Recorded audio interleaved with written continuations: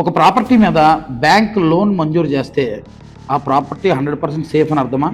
ఇప్పుడు నేను చెప్పే 3 ప్రశ్నలు మీరు రోజు వాడే గూగుల్ని అడిగి చూడండి. Question number 1, does bank verify the title before issuing the loans?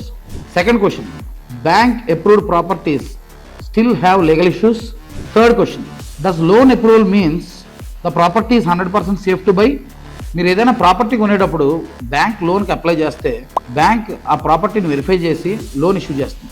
Banks loan issue చేసిన ప్రాపర్టీకి ఎలాంటి లీగల్ ఇష్యూస్ వచ్చినా, ఒకవేళ మీరు ఆ ప్రాపర్టీ మీద రైట్స్ కోల్పోయినా సరే బ్యాంక్కి ఎలాంటి నష్టం జరగదు. ఎందుకంటే బ్యాంక్ లోన్ ఇష్యూ చేసింది మీకు, మీ ప్రాపర్టీ జస్ట్ సెక్యూరిటీ మాత్రమే.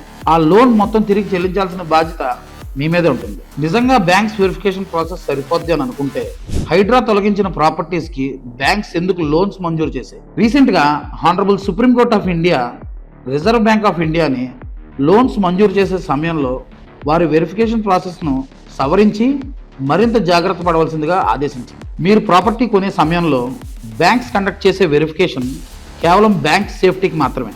మరి మీ సేఫ్టీకి బ్యాంక్స్ వెరిఫికేషన్, ఇండిపెండెంట్ వెరిఫికేషన్ రెండు ఒకటి కాదు. చివరగా ఇంకొక ప్రశ్న గూగుల్ని అడగండి. Do banks involve in real estate frauds?